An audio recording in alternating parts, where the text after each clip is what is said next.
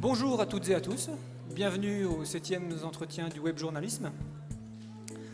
Je suis comme c'est écrit là-dessous, Loïc Ballarini, co-responsable avec Angéliki Monnier du master journalisme et médias numériques ici à Metz.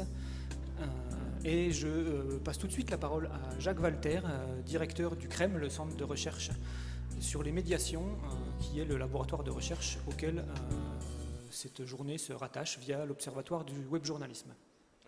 Merci Loïc, bonjour à toutes et à tous. Bonjour aussi au nom du président de l'Université de Lorraine, Pierre Musenart, qui ne peut pas être des nôtres aujourd'hui, il est occupé par d'autres chantiers.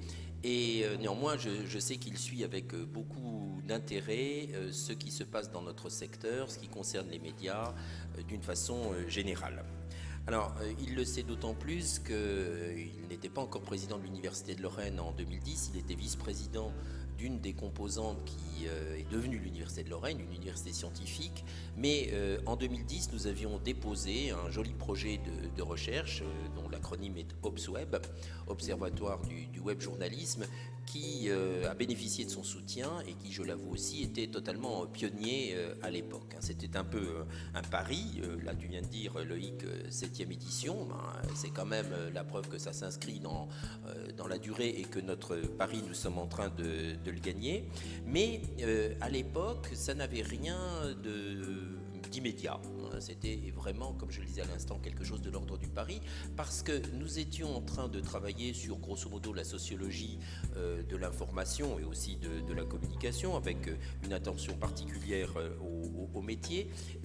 Nous avions au sein de l'unité de recherche et du département une tradition d'études des médias, mais aussi de ce que l'on appelait à la fin des années 90 le multimédia, donc les technologies, c'est un point fort de l'unité, et on voulait relier tout ça. Enfin, c'est devenu quelque chose d'assez convergent, et ce projet est né au fond de ce faisceau de préoccupations, en se disant aussi que le web journalisme ou le rapport entre l'information et le web participait d'une thématique qui nous est très chère, qui est au fond la modification des processus de médiation de l'information. Alors dit comme ça, c'est un peu abstrait, mais ça l'est pas tant que ça, parce que ça recouvre des mécanismes sociaux, ça recouvre des mécanismes professionnels, ça recouvre des pratiques culturelles, et ce sont là des points que nous estimons extrêmement importants. Et au-delà de cet aspect, il nous semblait aussi, et je crois que les faits nous donnent raison,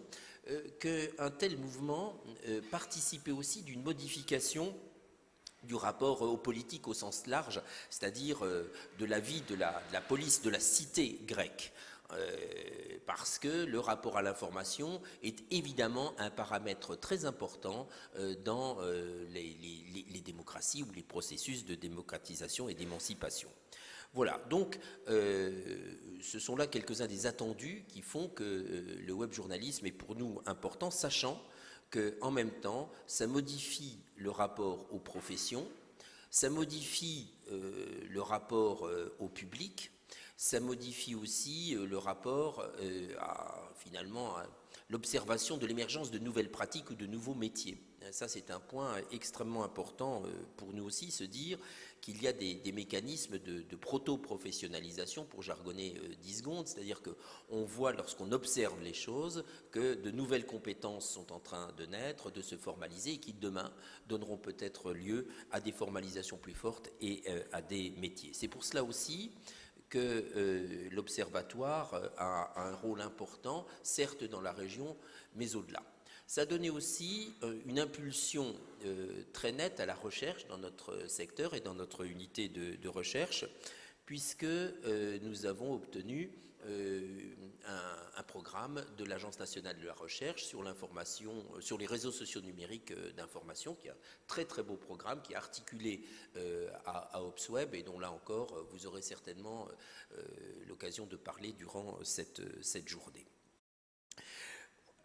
Bon, alors par rapport à tout cela, évidemment, il y a une dimension recherche qui est forte, mais pas seulement. Je crois que le deuxième point fort pour nous, auquel nous attachons beaucoup d'importance, c'est le rapport à la formation. Ça, c'est essentiel. C'est-à-dire que l'observatoire, ce n'est pas seulement quelques chercheurs qui gambergent, mais c'est aussi une implication des étudiants dans le dispositif. Et pour le site qui est le nôtre, cela se fait, ou cela s'est fait plus exactement de deux façons. D'une part, une association avec des licences professionnelles que nous avions en Lorraine, des licences professionnelles en journalisme bien évidemment, et nous avons eu la possibilité de modifier notre offre de formation, et maintenant nous avons non plus des licences en journalisme, mais un master qui est orienté vers les médias numériques. Donc vous voyez qu'ici, ce qui est intéressant dans la situation locale, c'est l'articulation forte entre une dimension recherche, une dimension professionnalisante et prise en compte des activités professionnelles sur le plan de la recherche aussi, et évidemment mise au point d'une formation. Ce qui veut dire qu'on réfléchit aussi, je dirais, à la pédagogie, à la formation en tant que telle. Ce qui nous a amené à créer, avec d'autres, un organisme dont nous attendons beaucoup, enfin une structure qui s'appelle l'Alliance internationale de recherche sur les pratiques et la pédagogie en journalisme, ARPEJ, qui va regrouper des départements de formation au journalisme, de l'Université de Lorraine bien entendu, mais aussi de l'Université de Neuchâtel en Suisse et de l'Université catholique de Louvain en Belgique.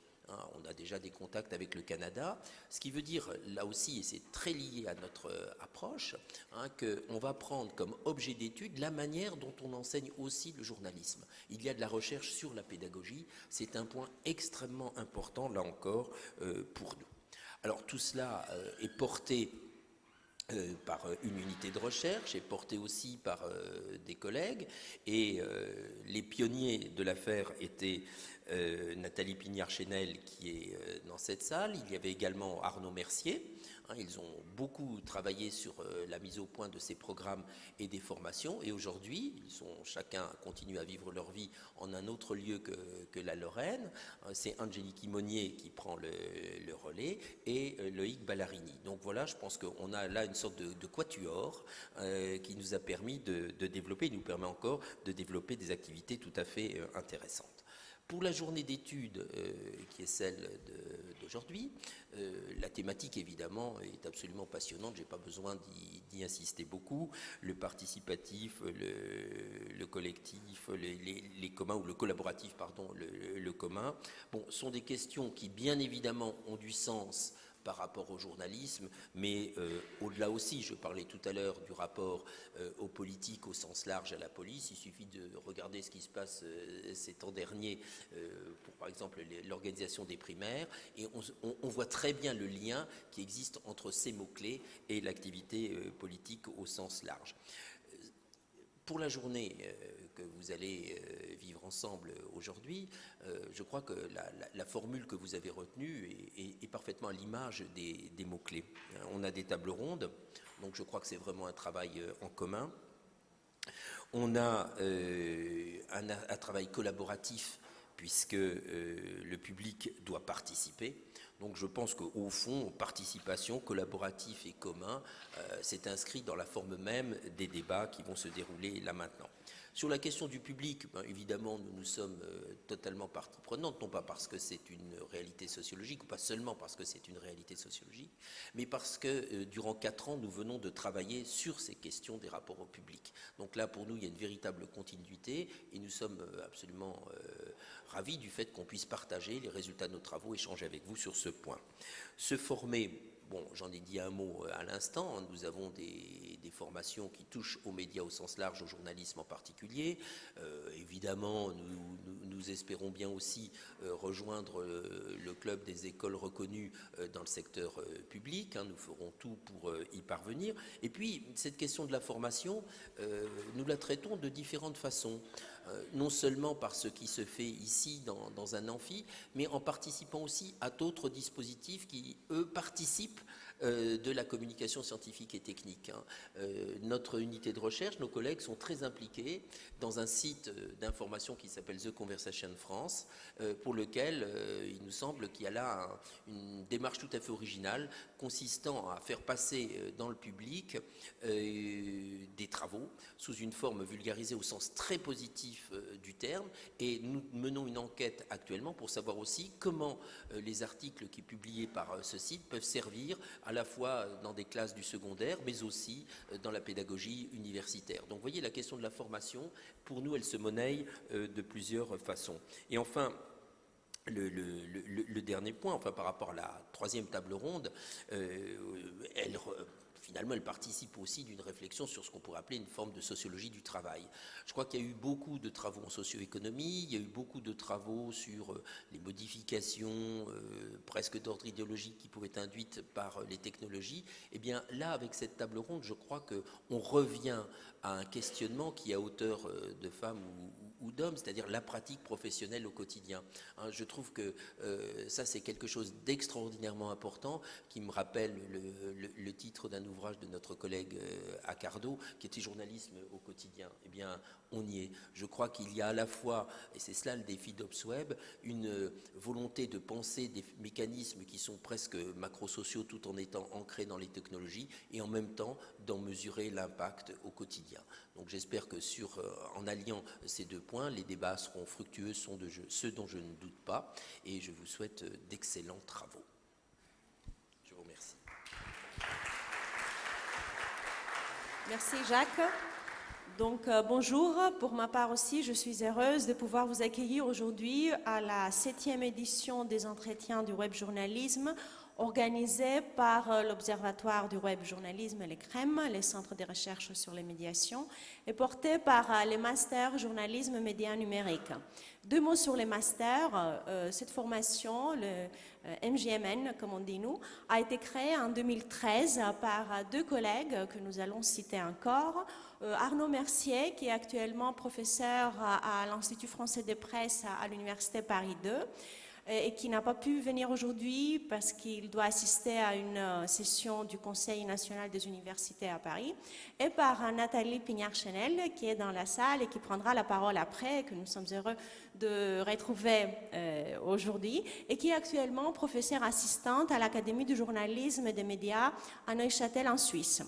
Donc, le master journalisme médias numériques a été conçu dès le début comme une formation innovante visant avant tout à former des bons journalistes, mais qui seraient aussi spécialistes de médias numériques qui interfèrent de plus en plus dans les pratiques journalistiques aujourd'hui.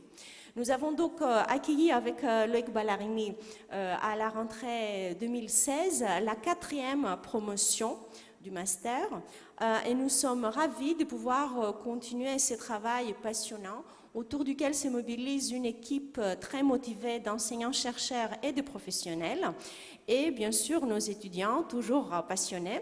Et ce sont eux aussi qui sont aujourd'hui à l'honneur avec bien sûr les invités prestigieux que nous allons écouter tout au long de la journée. Et je vous invite à suivre la transmission live que font les étudiants tout au long de la journée sur les sites d'OpsWeb, opsweb.net, et sur les réseaux sociaux. Donc avant de laisser la parole à Loïc Ballarini, qui a été le chef d'orchestre aujourd'hui, qui sera aussi le chef d'orchestre tout au long de la journée. Donc, je vous souhaite également une excellente et fructueuse journée. Voilà. Merci Angeliki et merci Jacques pour la présentation de la journée. Bien, à nouveau bonjour à toutes et à tous. Alors moi, il me revient du coup de faire le tour des remerciements. De remercier toutes les personnes et institutions sans qui cette journée ne pourrait pas avoir lieu. Alors au premier rang desquels, évidemment, l'Université de Lorraine, et au sein de l'Université de Lorraine, le CREM, le Centre de recherche sur les médiations, dont on a déjà beaucoup parlé, mais il est évident que sans le soutien ni financier ni humain du CREM, on ne pourrait pas faire grand-chose.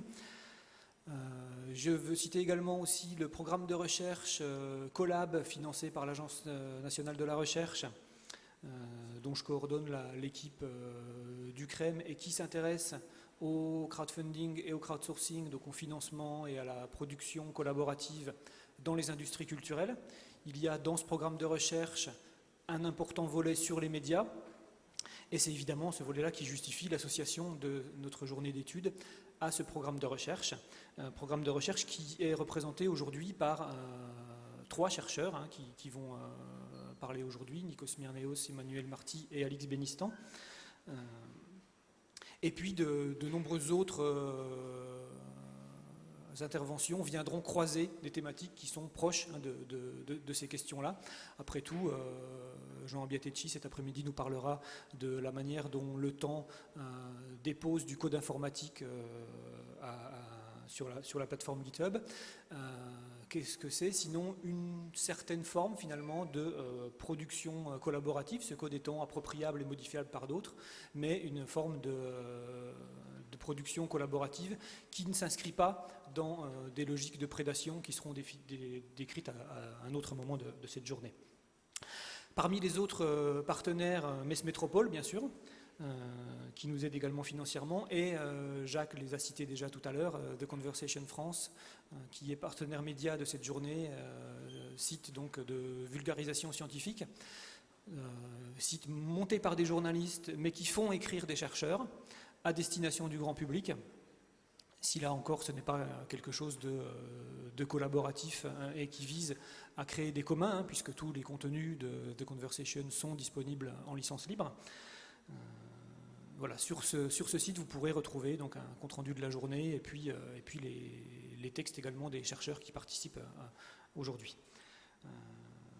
Alors, au-delà de toutes ces institutions, évidemment, il y a aussi tout un nombre de personnes que je souhaite remercier ce matin. D'abord et avant tout, les étudiantes et les étudiants du Master Journalisme et Médias Numériques de Metz qui vont couvrir et qui ont déjà commencé à couvrir l'intégralité de cette journée ici dans l'amphi et puis en direction de l'extérieur via donc notamment un live streaming complet de la journée sur YouTube et en espérant que ça marche également sur Facebook Live, qui vont évidemment live tweeter, qui vont faire des papiers de synthèse, des photos, des interviews, et je rappelle... Voilà.